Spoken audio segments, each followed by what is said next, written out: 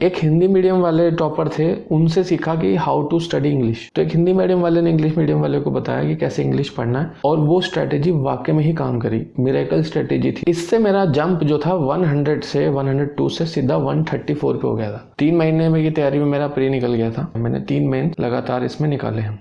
Hello master जी education viewers, मेरा नाम है आदित्य कौशिक और मेरा इस 2018 के एसएससी के सीजीएल एग्ज़ाम में मेरा सीजीडीए ऑडिटर में डिफेंस ऑडिटर जिसमें बोलते हैं उसमें सिलेक्शन हुआ है। और ये मेरा दूसरा अटैम्प्ट था। मेरा फर्स्ट अटैम्प्ट 2017 सीजीएल में था, जिसको मैंने 3 महीने की तैयारी में दिया था, क्योंकि ग्रेजुएशन के बाद मैंने एसएससी के बारे में जब सोचा तब टाइम थोड़ा कम था, तो इसीलिए मैंने इसको 3 महीने की तैयारी में दिया था। अगस्त में प्री था 17 में, और मैंने अप्रैल में शुरू की थी तैयारी। 3 महीने में की तैयारी में मेरा प्री निकल गया था, और क्योंकि स्ट्रैटेजी बहुत अच्छी लगाई थी और कंटेंट मैंने बहुत लिमिटेड रखा था। और फर्स्ट प्री भी निकला, मेंस भी। मेरा फाइनल मेरिट में मेरा 2 नंबर से रह गया था, पर इस बार मेरा पूरा हो गया है और 2019 का भी मेरा मेंस हो गया। मैंने 3 मेंस लगातार इसमें निकाले हैं। मैंने एसएससी के बारे में ग्रेजुएशन के फाइनल में ही सोच लिया था कि मेरे उस तरफ जाना है। सेंट्रल गवर्नमेंट जॉब है और काफ़ी वर्क प्रोफाइल, वर्क कल्चर और जॉब प्रोफाइल दोनों बहुत अच्छा है इसका। पे तो सभी जॉब में मोर और लेस उतनी ही रहती है सेंट्रल गवर्नमेंट में, 1-2 प्रमोशन के बाद सब सेम लेवल पे ही आ जाते हैं। पर अब इसमें कहूँ तो कैसे तैयारी स्टार्ट करी मैं आपको बताऊँ कि 3 महीने के लिए मैं आपको बता देता हूँ, क्योंकि 2018 में मैंने मेंस में ज़्यादा एफर्ट करा। प्री तो मैंने 1 महीने ही प्रिपेयर किया था, क्योंकि पिछले साल का मेरे को सारा याद था। मैंने तैयारी 3 महीने की ऐसे की थी कि शुरू में मैंने अपना कंटेंट डिसाइड करा, मैथ्स, इंग्लिश, रीजनिंग, जीएस, इन सब का। और उसको डिसाइड करने के बाद मैंने एक अपना डे टू डे रूटीन बनाया, टाइम टेबल बनाया, आवर्स डिसाइड करे किसको कितना देना है, और मॉक टेस्ट मैंने डिसाइड करे मुझे कब और कैसे देने हैं। सबसे पहले मैंने ऐसे ही बगैर तैयारी के एक मॉक टेस्ट दिया, जिसमें मेरे बहुत कम नंबर थे, 72 थे 200 में से, और कट ऑफ 136 थी 2016 में। तो आप सोच सकते हैं कि उसके हाफ के आसपास है मेरा। और सिलेक्शन में मेरा 142-145 के आसपास था, तो वहाँ तक जंप करने में 3 महीने में बहुत मेहनत लगी है। इसमें मैंने जब फर्स्ट अपना मॉक टेस्ट दिया था, मेरा इंग्लिश में 50 में से 12 या 13 नंबर था, और मैथ्स में मेरा 50 में से 7 या 8 था। इतना ही मेरे को याद है कि मेरा बहुत कम नंबर था इन दोनों में। मेरा मैथ्स और इंग्लिश बहुत ज़्यादा वीक था। जीएस तो सभी का वीक रहता है, और उसे स्ट्रॉन्ग बनाने के लिए कोई इतना उसमें पढ़ता भी नहीं है। सब एग्ज़ाम पास के लिए पढ़ते हैं, मैंने भी एग्ज़ाम पास के लिए ही पढ़ा। उसमें आप टॉप करना भी चाहो तो आपको बहुत ज़्यादा टाइम देना पड़ेगा उसे अलग से। मैथ्स और इंग्लिश में मैंने बहुत अच्छे से फोकस करा। इंग्लिश का भी स्ट्रैटेजी मैंने बहुत सही लगाया था, और मैथ्स का भी। अभी मैं बताऊंगा उसमें मैंने क्या क्या बुक्स ली और क्या क्या मैंने इसको वो करा। डेली रूटीन मेरा ऐसे शुरू होता था कि मैंने अपने आवर्स फिक्स किए हुए थे, कि जैसे 2 आवर्स मैंने मैथ्स का दिया, फिर मैंने 2 आवर्स इंग्लिश का, फिर मैंने ऐसे 2 आवर्स रीजनिंग और 2 आवर्स जीएस, ऐसे मैंने किया था। और 3 महीने के उसमें मैंने अपना कंटेंट जैसे बांटा था उस हिसाब से। पर मुझे लगा कि जिस हिसाब से मेरा मैथ्स इंग्लिश वीक है, तो 2 आवर्स सफिशिएंट नहीं होगा, तो मैंने उसको चेंज कर दिया।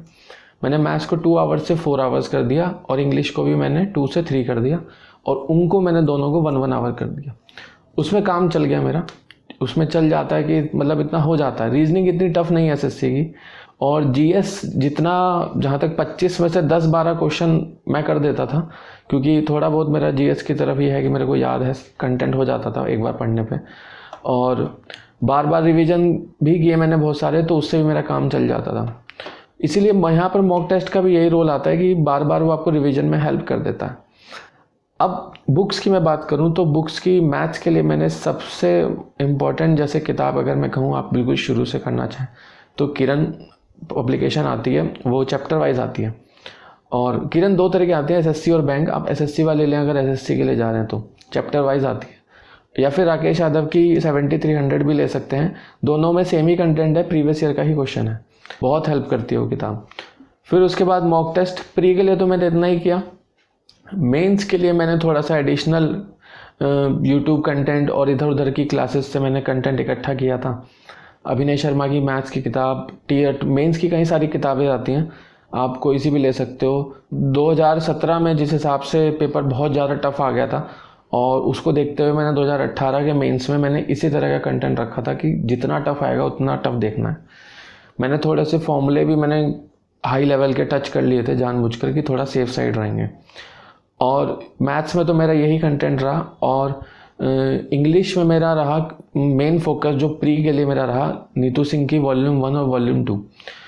अगर मैं ऐसे कहूँ कि ये बुक प्री के लिए क्या सफिशिएंट है, तो हाँ प्री के लिए सफिशिएंट है। अगर कहूँ मेंस के लिए तो नहीं, मेंस के लिए आपको एक एडिशनल कंटेंट लेना पड़ेगा। एडिशनल कंटेंट क्या है, या तो आप MB पब्लिकेशन ले लीजिए AK सिंह की, या फिर आप SP बख्शी, जो भी आप इधर उधर लेना चाहें। और फिर एडियम्स के लिए मैंने अलग से किताब ली थी, 1 वर्ड के लिए मैंने अलग से किताब ली थी, क्योंकि इनका वेटेज बढ़ जाता है। 200 क्वेश्चन आता है और 200 क्वेश्चन में मतलब मान के चलिए कि प्रोबेबिलिटी बहुत ज़्यादा बढ़ जाती है, और आपके पास चांसेस नहीं होता, क्योंकि SSC में 1 मार्क पे भी बच्चा बहुत सारा बच्चा बैठता है। तो आप ये सोचिए, मैंने मॉक टेस्ट दिया और मैंने एक क्वेश्चन छोड़ा तो मेरी रैंक 700 हो गई थी, और अगले में जब मैंने पूरे किए तो 1 आ गई थी। तो 700 बच्चा बैठा है सिर्फ क्विज में, तो सोचिए SSC के एग्ज़ाम में तो लाखों बैठा है, तो आपका 1 मार्क से भी रैंक बहुत पीछे हो जाता है और आप बाहर ही हो जाते हो। और ये चीज़ मैं समझ गया था, जैसे 2017 के फाइनल में उसमें मेरे 2 नंबर से मैं रह गया था, तो मुझे समझ आ गया था कि एक नंबर का क्या वैल्यू होता है। तो मैंने उसी हिसाब से उसमें एफर्ट डाला। आप भी उसी हिसाब से डालिए, क्योंकि मैथ्स और इंग्लिश बहुत ज़्यादा इम्पॉर्टेंट है। इंग्लिश तो आपको देखो मेंस में भी है, प्री में भी है, और अगर आपका डिस्क्रिप्टिव है तो उसमें भी है, वहाँ भी आपको लगाना पड़ेगा। और स्पेलिंग मिस्टेक आप नहीं कर सकते, तो कई सारी चीज़ें उसमें काउंट होती हैं। इंग्लिश के लिए मैंने आपको बताया प्री का कंटेंट, मेंस के लिए मैंने बताया MB पब्लिकेशन, और ये साथ साथ वोकैबुलरी और रीडिंग, जिनको बहुत ज़्यादा इग्नोर किया जाता है। देखो ग्रामर तो आपकी नीतू सिंह की किताब से हो जाएगी, और रही बात आपकी वोकैबुलरी और रीडिंग की, वोकैबुलरी के लिए आपको एक्स्ट्रा एफर्ट डालना पड़ेगा। डेली 10 वर्ड किए थे, 45 डेज ऐसे मैंने अपनी डायरी बनाई थी, जिससे मुझे बहुत हेल्पफुल लगा मुझे अपना स्ट्रैटेजी। उससे मुझे बहुत हद तक सारे वोकैब के वर्ड याद हो गए। जब पेपर में मैंने देखा तो मुझे 95% मुझे सारे वर्ड्स के मीनिंग पता थे। मतलब सिर्फ वोकैब का नहीं, मुझे पूरे पेपर का जो भी इधर उधर मुझे वर्ड दिख रहे थे, मुझे सब के मीनिंग पता चल जा रहे थे। तो इससे देख आपका बहुत क्लैरिटी बढ़ जाती है, और आप पेपर को अटैम्प्ट करने का कॉन्फिडेंस भी बढ़ जाता है। और रीडिंग की बात कहूँ तो मैं डेली मोबाइल पे ही पढ़ता था। एक ऐप टाइम्स ऑफ इंडिया का एक ऐप आता है, मैं उससे न्यूज़ पढ़ लेता था। कोई वर्ड नहीं आता था समझ तो मैं उसको लिख लेता था, तो उसे भी याद कर लेता था। इंग्लिश में मेन दिक्कत बच्चों के साथ यही रहती है कि उनको ना वो पढ़ा हुआ याद नहीं रहता। तो मैं यही कहूँगा कि पढ़ा हुआ याद करने के लिए, जैसे आप एक दिन पढ़ते हैं तो अगले दिन जब पढ़ने जाएं तो पिछला रिवाइज़ करें, उससे अगले दिन जाएं तो फिर 2 का रिवाइज़ करें, और फिर छठे दिन जाएं तो पिछले 5 दिन का करें। ये बात ठीक है कि छठे दिन थोड़ा प्रेशर पड़ेगा, पर आपको मैनेज करना होगा उस टाइम के लिए, और इसी से आपका काम चलेगा। इसको मल्टीपल रिविजन भी बोलते हैं। और वीकली करो, फिर आप 15 दिन पे करो, फिर मंथली करो। मैंने मेंस एग्ज़ाम से जाने से पहले मैंने कम से कम इसको 20 रिवीजन दिए थे इंग्लिश को, क्योंकि मुझे पता था कि ये थोड़ा सा वीक पार्ट है मेरा, मुझे इसे फोकस करना चाहिए। और स्कोर भी मेरा 185 प्लस इसमें है दोनों बार, 18-19 दोनों में। 17 में मेरा 168 के करीब था। और इसीलिए मैं आपको इसी के दम पर बोल सकता हूँ कि ये स्ट्रैटेजी काम कर जाएगी कंटेंट की। और रही बात आपके टाइम टेबल और शेड्यूल की, तो टाइम टेबल आप अपना फिक्स कीजिए। ज़्यादा हार्ड एंड फास्ट मत बनाइए, 9 से 12, 12 से 3, 3 से 6 वाला मत बनाइए। थोड़ा सा रियलिस्टिक बनाइए। उससे आपको क्या होगा कि आपको जब आपके टारगेट दिखेगा और एक टाइम बाउंड मैनर में आप पढ़ेंगे, तो आपको रिटेन याद करने के लिए काफ़ी करने में मदद होगी, याद करने में काफ़ी मदद हो जाती है इससे। ठीक है, अब आपके सामने कई सारी चीज़ें आती हैं कि जैसे वीक एंड स्ट्रॉन्ग सब्जेक्ट, तो ये आप सबसे पहले जाके ना मॉक दे दो, उससे आपको पता चल जाएगा आपका वीक सेक्शन कौन सा है। वीक सेक्शन जब आपको पता चलेगा तो आप सिर्फ उसी पे काम करोगे ज़्यादा। जैसे मैंने जो स्ट्रेटेजी शुरू में बनाई थी 2 आवर्स वाली, तो बाद में मुझे पता चला मेरा मैथ्स बहुत वीक है, इंग्लिश वीक है, तो मैंने उस पर ज़्यादा आवर्स दी, और इससे मेरा मॉक में नंबर भी इम्प्रूव हुआ। और ये आपको करना चाहिए, क्योंकि ये हेल्प बहुत ज़्यादा काम करता भी है। और रही बात ऐसा कि इसमें जैसे मोटिवेशन डिमोटिवेशन की बातें आती हैं, कैसा आप होता है, देखो ये बात तय है कि आपका डिमोटिवेशन आएगा, और ऐसा भी लगेगा कि मतलब नहीं हो पा रहा है, नंबर नहीं बढ़ रहे हैं। मुझे ध्यान है मेरे एक मॉक टेस्ट में मेरे 100 नंबर आए थे, तो काफ़ी टाइम तक मेरे 100-102 ही रहे, बढ़े नहीं। तो बाद में फिर ऐसे में आपको ऐसे व्यक्ति से बात करनी चाहिए जिसने उस एग्ज़ाम में दिया हो और अच्छे से निकाला हो। तो मैंने भी अपने एक सर थे, उनसे बात करी थी, तो उन्होंने स्ट्रेटेजी बताई थी how to attempt a mock, कि आप फर्स्ट राउंड में सिर्फ उन्हीं क्वेश्चंस को करें जिसमें आप बिल्कुल श्योर हो, डेड श्योर हो। जब आप ऐसा करेंगे जिसमें आप डेड श्योर हो तो क्या होगा कि आपका जो आसान क्वेश्चन है ना उसमें श्योरिटी हो जाएगी, क्योंकि अगर 100 क्वेश्चन आता है तो बच्चा 100 तक देखता भी नहीं है, शुरू के 60 में ही अटक जाता है। इसीलिए हमेशा फर्स्ट अटेम्प्ट में सिर्फ वो करो जो आपको 100% श्योर है, कोई डाउट नहीं। सेकंड वाले में वो करो जिसमें थोड़ा सा पेन उठाना पड़ रहा, ठीक है। फिर तीसरे वाले में करो जो बिल्कुल नए हैं और बहुत टिपिकल है। इससे मेरा जंप जो था 100 से 102 से सीधा 134 पे हो गया था, क्योंकि जो 10-12 क्वेश्चंस जो इधर उधर हो रहे थे, जो आसान मैं छोड़ दे रहा था, वो आसान मैंने पहले ही कर लिए थे और मुझे टाइम मिल जा रहा था। मेरा 20 मिनट में 3 सेक्शन हो जाता था, 40 मिनट मेरा सिर्फ मैथ्स के लिए बचता था। इस स्ट्रैटेजी से मेरा इतना काफ़ी काम हुआ है, मतलब मैं 3 चक्कर लगा लेता था 100 क्वेश्चन के, और इसीलिए इसमें मेरा प्री में भी 172 स्कोर इसमें रहा है 2018 वाले में। तो इसके हिसाब से मैं आपको बता सकता हूँ कि आप कर सकते हो आराम से। और रही बात आपके बाकी चीज़ों की, जैसे कि आपका मॉक टेस्ट, बुक डिटेल्स मैंने आपको बता ही दिया। रही बात तैयारी का शॉर्ट और रामबाण, अगर मैं तरीका बताऊं तो सिर्फ इतना ही बताऊंगा कि सबसे रामबाण तरीका है पहला कि लगे रहो, जो भी आपको लगता है मार्क्स बढ़ रहा है नहीं बढ़ रहा है, लगे रहो। कंटिन्यूटी इज़ द की, ठीक है। आप ये मत सोचो, जैसे मैं हिंदी मीडियम वाले बच्चे ज़्यादातर को देखता हूँ कि जब वो इंग्लिश पढ़ते हैं तो उसे छोड़ देते हैं। क्यों? क्योंकि वो फ्रस्ट्रेट हो जाते हैं, चिढ़ जाते हैं कि मतलब नहीं हो पा रहा। पर मैं उनसे कहता हूँ लगे रहो, क्योंकि जब मेरा इंग्लिश में स्कोर कम था, जैसा कि मैंने बताया 50 में से 12 ही था, तो मैंने एक हिंदी मीडियम वाले टॉपर थे उनसे सीखा कि हाउ टू स्टडी इंग्लिश। तो एक हिंदी मीडियम वाले ने इंग्लिश मीडियम वाले को बताया कि कैसे इंग्लिश पढ़ना है, और वो स्ट्रैटेजी वाकई में ही काम करी। और वो मतलब एक मिरेकल स्ट्रैटेजी थी जिससे मैंने आपको बताई भी थी अभी कि रिवीजन कैसे करना है। तो ये काम कर जाता है और आपको भी पेशेंस रखना होगा। उन्होंने भी यही कहा था कि 3 महीना तो आप पेशेंस रखिए, इस स्ट्रैटेजी पे बिलीव रखिए और अपने सोर्सेज पे बिलीव रखिए, इधर उधर मत भागिए ज़्यादा। जो एक बार तय कर लिया वो तय कर लीजिए। दूसरा मैं तरीका आपको बता रहा हूँ, पहला मैंने बताया कि लगे रहो, दूसरा तरीका मैं बताऊँगा, जैसे मैंने 2017 में 3 महीने में ही प्री निकाल लिया था, उसका मैंने ये तरीका अपनाया था कि आप रेगुलरली मॉक दें और प्रीवियस ईयर पे ज़्यादा फोकस करें। जैसे मेरा 2017 में जीएस, मेरे पे बहुत कम टाइम था, मैंने 2 महीने में जीएस पढ़ी थी, तो मेरे सर ने कहा था कि सिर्फ प्रीवियस ईयर कर जाओ और आंख बंद करके कर जाना उन्हें अच्छे से, बिल्कुल। मैंने किरण की खरीदी किताब, जिसमें 6-7 हज़ार क्वेश्चन होता है, इफेक्टिव क्वेश्चन, मतलब वैसे तो 10,000 होता है, काम के 7,000 के करीब होते हैं। मैंने सिर्फ उन्हें रट लिया कम से कम 4-5 बार, पूरे चैप्टर रट लिया। अंदर से मतलब ऐसा नहीं कि बिल्कुल रट लिया, मैंने थोड़ा बैकग्राउंड भी मेरे को पता कर लिया उसमें। और मैं दिन का 200 क्वेश्चन करता था जीएस का, उसमें से प्रीवियस ईयर में, और सारा मैंने कर लिया। मेरा 26 नंबर था या 28 मार्क्स थे मेरे प्री में, मुझे याद नहीं है, और उसमें मेरा काम कर गया स्ट्रैटेजी। तो 26-28 नंबर भी सफिशेंट होता है एक आपका एज देने के लिए। तो और वो भी 2 महीने के टाइम में, तो आप जाहिर सी बात है उसने बहुत ज़्यादा हेल्प करी है। तो आप ये भी कर सकते हो। इसीलिए मैं हमेशा कहता हूँ जब भी अगर आपको कम से कम टाइम में एसएससी निकालना हो तो सिर्फ प्रीवियस ईयर कर जाओ, सिर्फ और सिर्फ प्रीवियस ईयर। लास्ट 10 ईयर्स के प्रीवियस एटलीस्ट 10 टाइम्स करके जाओ, काम चल जाएगा आपका। और रही बात आपको जिनको बिल्कुल जीरो से, मतलब जिनको पता ही नहीं कंसेप्ट, आपकी यूट्यूब में बहुत कंटेंट पढ़ा है।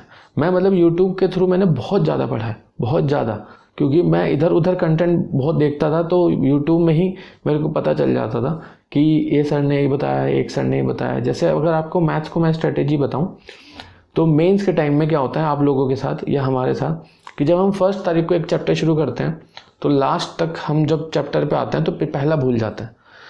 तो एक यही 5 मिनट की एक वीडियो एक टॉपर ने डाली हुई थी, उन्होंने स्ट्रेटेजी बताई कैसे आप इसको करना चाहिए प्रीवियस ईयर के केस में। उन्होंने बताया कि आप जो सबसे टिपिकल क्वेश्चंस आपकी तैयारी के टाइम आपके सामने आए थे उनको एक रजिस्टर में लिख लो, और जो बहुत डिफिकल्ट हैं, जो बार बार आपको तंग करते हैं, आसान तो आसान है, वो याद ही रहेगा, उनको लिख लो और उनको 1 हफ्ते तक करो सॉल्व आराम से, और उनको इस तरह से करो कि वो याद हो जाए। ये कड़वा सा अच्छा है कि थोड़ा सा याद करना पड़ेगा, क्या करें एग्ज़ाम है, तो आप उस हिसाब से उसमें करिए 1 हफ्ता और उसके याद कीजिए। तो 1 हफ्ता बाद जब मैंने दोबारा वो करके मैंने अपना फिर एक मॉक दिया, तो मेरा जहाँ 145 आ रहा था 200 में से मेंस में, 170 पे जंप कर गया, क्योंकि जो टफ क्वेश्चन था, जो अटकता था, वो मेरा ठीक हो गया। तो ये छोटी छोटी सी बातें होती हैं जो आपका टर्न अराउंड कर देती हैं स्ट्रैटेजी को, एकदम से आपको रिजल्ट आपका एकदम पीक पे पहुंचा देती हैं। तो इसीलिए मैं हमेशा ये कहता हूँ कि जब भी आपका ऐसा लगे कि नहीं हो पा रहा तो एक बार टॉपर्स को सुनिए, जो पिछले जो जिन्होंने निकाला उनको सुनिए।